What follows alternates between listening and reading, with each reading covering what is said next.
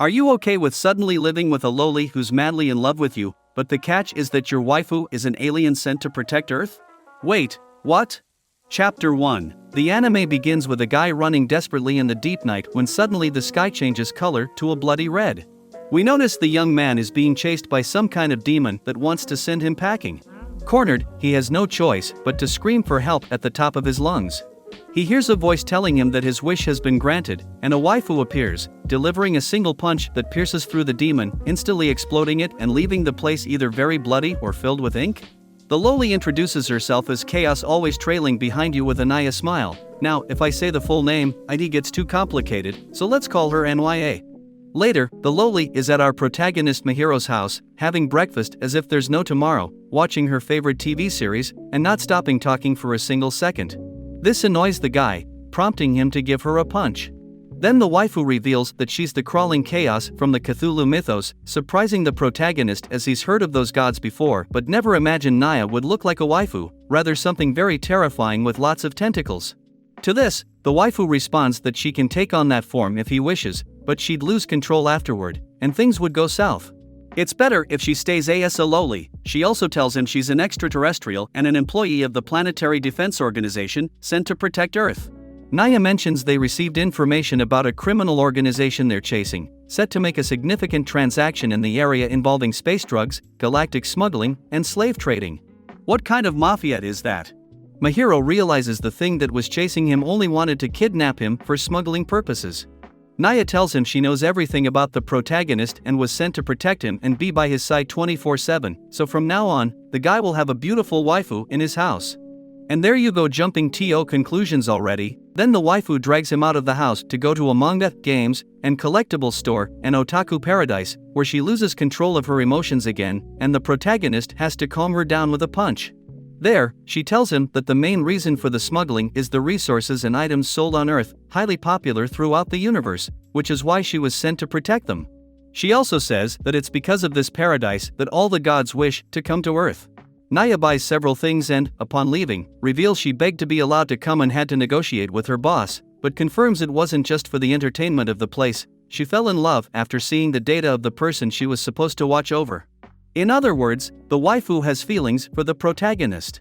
Dang, the guy has a space girlfriend now. A demon appears wanting to take the protagonist, but the waifu activates a barrier isolating humans so she can fight confidently without them noticing. She easily kills the enemy in a very gory manner. Later, at school, Naya enrolls as an exchange student to be closer to Mihiro, and rumors spread that they're a couple because the waifu is a bit naive. However, another demon appears that only the guy can see, so they head to the rooftop where she summons a a beast, which has 99 defeats, well, now 100 because it loses again.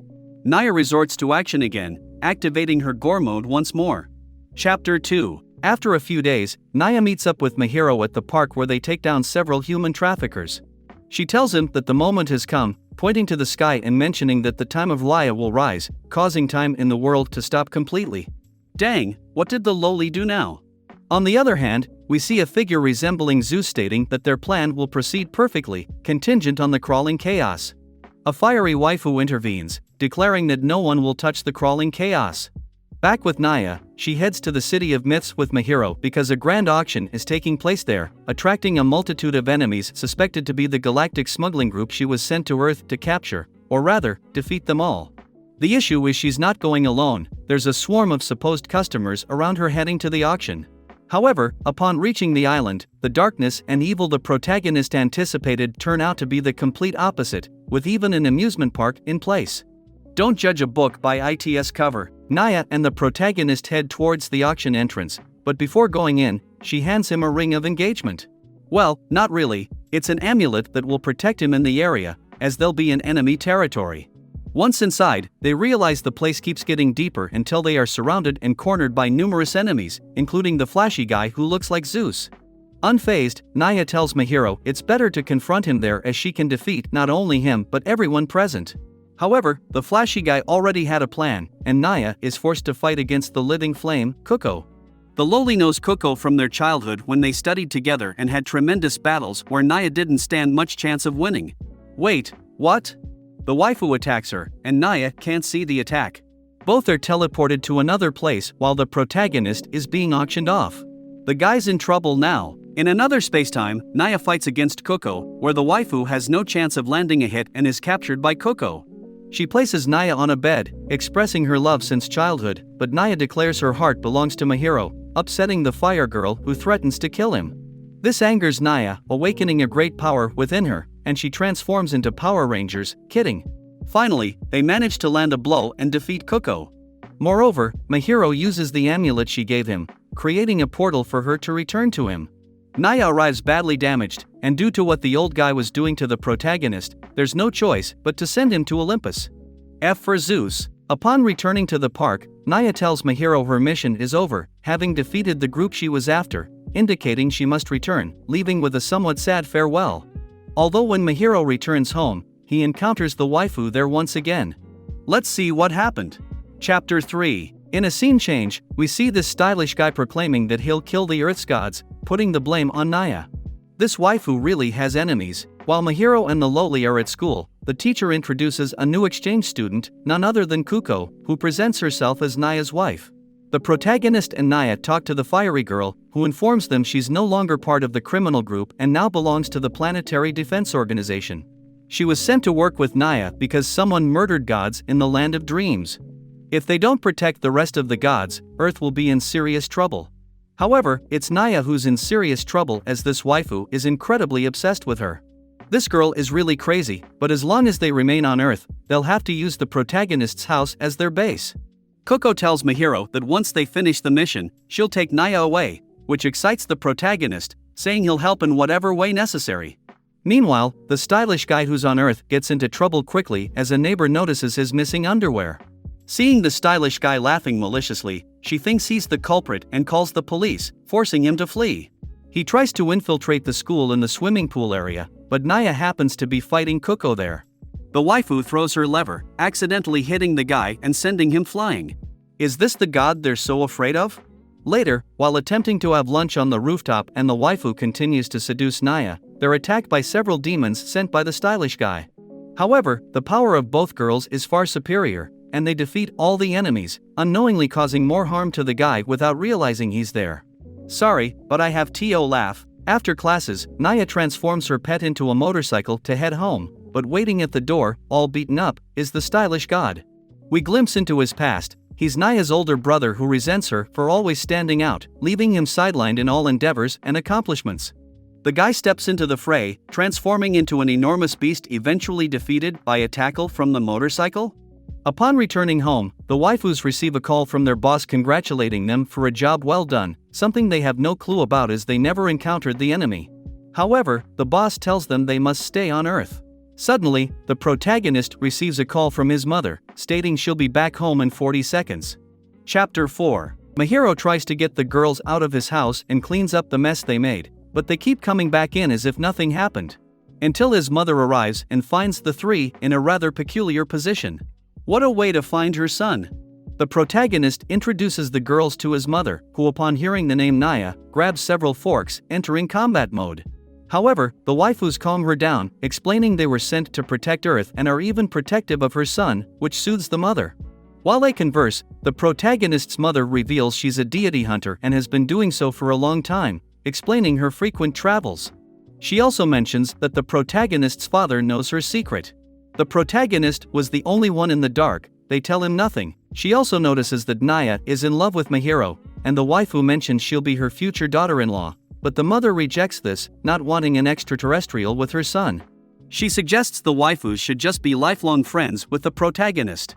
OUCH, that must have stung. At least the mother gets along with the girls and allows them to stay there, realizing that Coco loves video games just like she does. Well, at least they have similar tastes. The next day, a young child seems to be looking for a place but appears lost. While running through the streets, she bumps into our protagonist, who helps her up. They apologize and go their separate ways. After a chaotic day of classes where Naya seeks advice from the school journalist on how to seduce the protagonist with her épées, her assets, Mahiro encounters the child once again. They go to a fast food joint together. There, the child explains she's looking for someone but, being bad with directions, can't locate the person. Naya and Kuko appear, recognizing the child as a boy named Hatsuta, who's also an extraterrestrial. Another waifu for the household, I see it coming. Once everyone gathers and chats for a while, the protagonist asks if Hatsuta knows the name of the person they're looking for, and Hatsuta mentions it's Yasaka Yuriko, who happens to be none other than the protagonist's mother. Chapter 5. Back at Mihiro's house, Kuko tries to get Hatsuta to have a relationship with the protagonist so that she can have Naya free. However, the lowly Naya doesn't think it's a good idea and tries to strangle Hatsuta. When they arrive at the protagonist's house, his mother appears, whom Mihiro introduces to Hatsuta. The mother instantly likes Hatsuta and allows him to enter the house. But out of nowhere, the atmosphere changes, and a nun appears, trapping Yuriko. The nun tells everyone that the organization she leads will have the potential to rule the world, and Yuriko is crucial to that mission, so she must be taken away. Wait, what's going on? However, Yuriko responds that she only works as a deity hunter part-time and doesn't have the potential for what the nun wants. But the nun whispers something in her ear that changes her mind, and she decides to go with her. But Mihiro won't allow it, so he sends his waifus to attack. However, Kuko's attack is evaded, and the nun preaches words into the waifu's ear, causing her to switch sides and attack Naya. How? Naya tries to save Yuriko, but in the end, the nun takes both of them away. The protagonist doesn't give up and decides to make a plan with the waifu, although she starts to have tea and eat some cookies. In reality, she had called her boss to track Kuko, and the guy calls her, giving her the coordinates of where they are, Lialand. Before leaving, they wonder why they would take the mother. And maybe she's hiding something because she always calls Mihiro's son Niam, which could be a clue as to why these nuns need her. Later, they decide to travel underwater to the island, but on the way, they are attacked by several creatures, causing the car to lose control, and our protagonist is thrown out. Though he's saved by the amulet Hatsuta gave him through mouth-to-mouth resuscitation. Meanwhile, on the other hand, Naya is facing off against Kuko and the nun. Chapter 6. Naya has a fierce confrontation with Kuko, but she's not at the same level, so she resorts to using a forbidden technique, showing pictures of them in bikinis. This distracts Kuko, allowing Naya to land a strong blow. But in reality, she was tricked and didn't use pictures of Kuko but of the protagonist. Wait, what a strategy! Mihiro finds his mother, but they're intercepted by the nun, who turns out to be a very alluring MILF. She tells Mihiro she won't return the waifu because Hatsuta wants to steal information for her father. This information is about the upcoming hardware from the video game company. It turns out that since the protagonist's mother is a console psychopath, when she was whispered about the new project, she got interested in seeing it, just like Kuko did. And Hatsuta's father belongs to the rival company HS3. Wait, how? Yes, it's because Zoth Company is making a new console surpassing virtual reality, but the protagonist's mother, upon seeing the project and analyzing it, says it won't work. A console that expensive will be hard to sell at the price it'll have. Also, with so much budget allocated, the games won't match up to the capabilities of the machine. Then, the MILF receives a call from her boss who rejects the project they're working on, and Zoth Company ends up closing due to debts. In other words, the waifu got fired. Dang, Sony wins, lol, but the MILF laughs evilly and activates the console, which starts controlling several creatures. However, Yuriko, with her fork ability, neutralizes the enemies, forcing Kuko, with much regret, to eliminate her favorite video game console.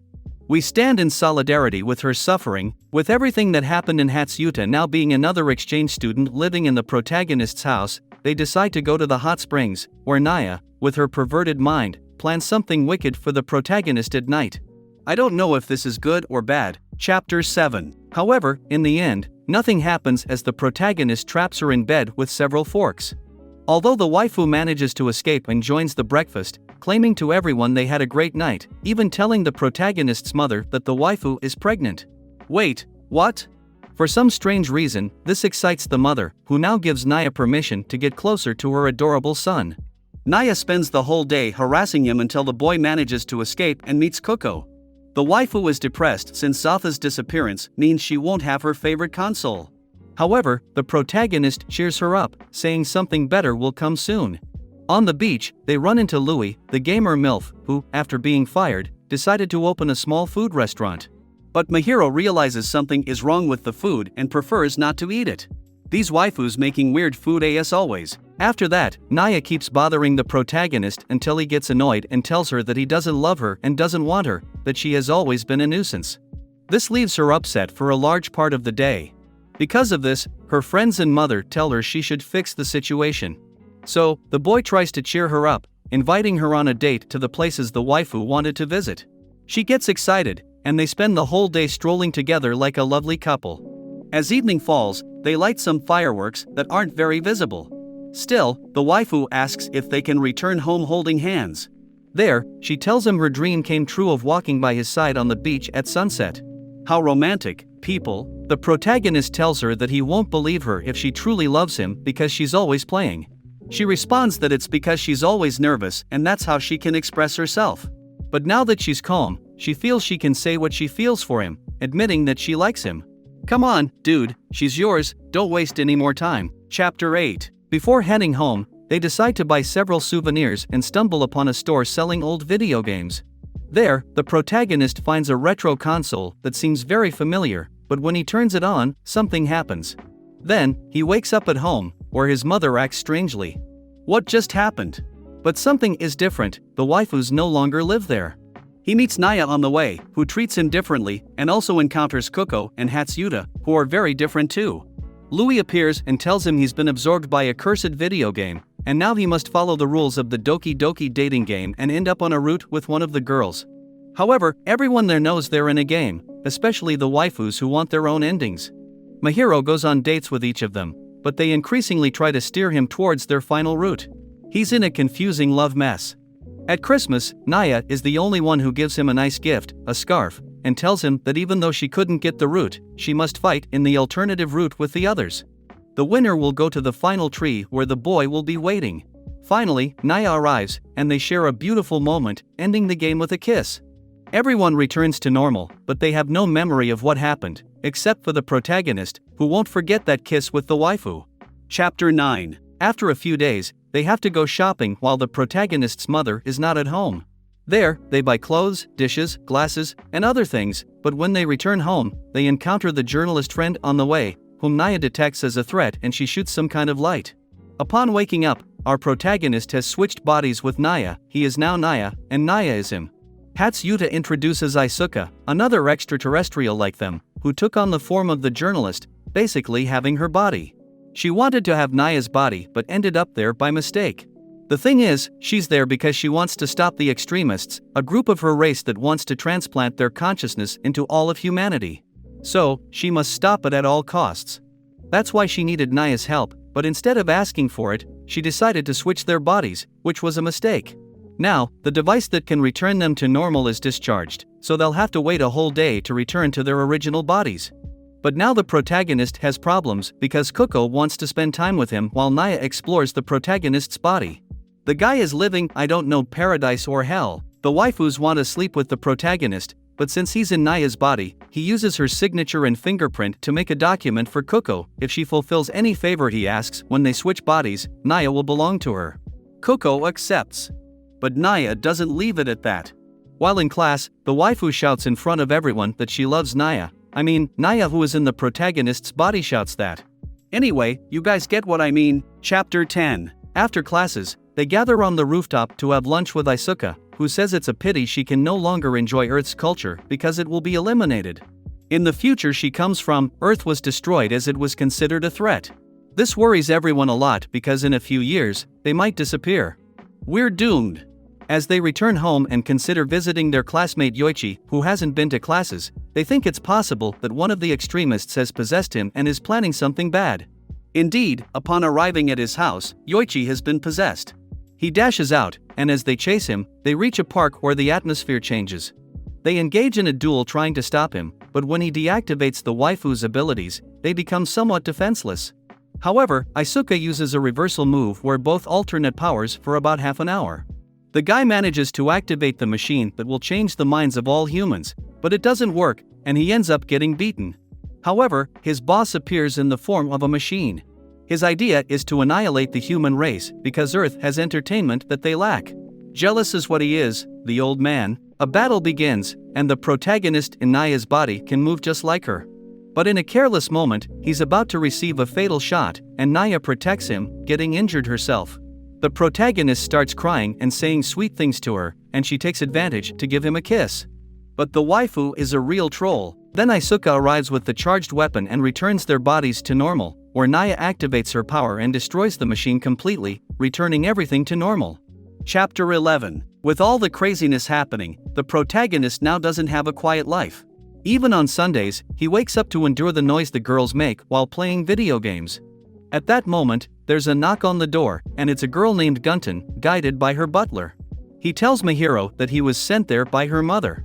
Indeed, the protagonist's mother leaves a video instructing him to take care of the girl and find a way to reunite her with her family and return home. So, Naya informs her organization and the space police. But since the waifu wanted a barbecue, she brings some very rare animals that cause chaos in the house, upsetting the protagonist and leading him to kick them out. While taking care of the girl, the guy has to bathe with her to wash her hair, feed her, and even put her to sleep on his lap, something the waifus notice, triggering their jealousy mode. They start chasing the protagonist everywhere, and he even tries to hide at his friend's house but is also harassed there.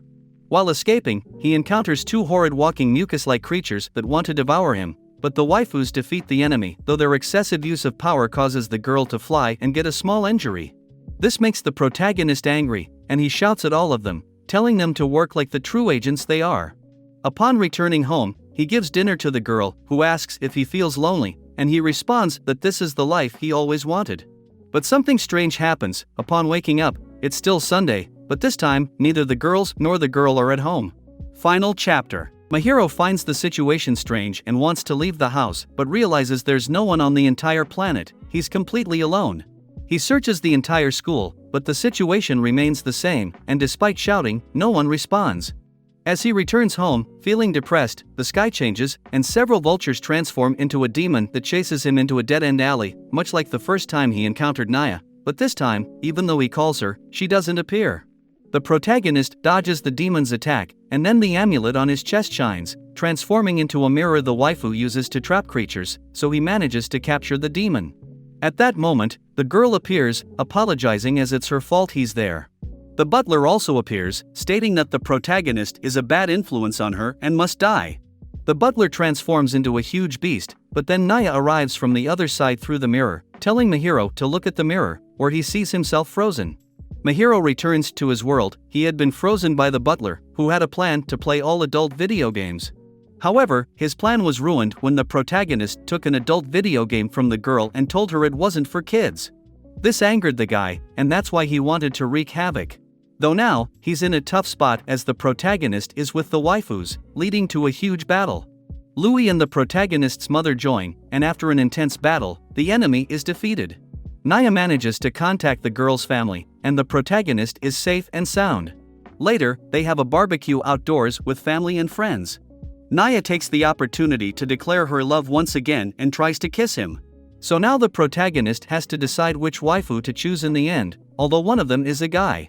But they shouldn't let their guard down as any creature could threaten to destroy the earth again.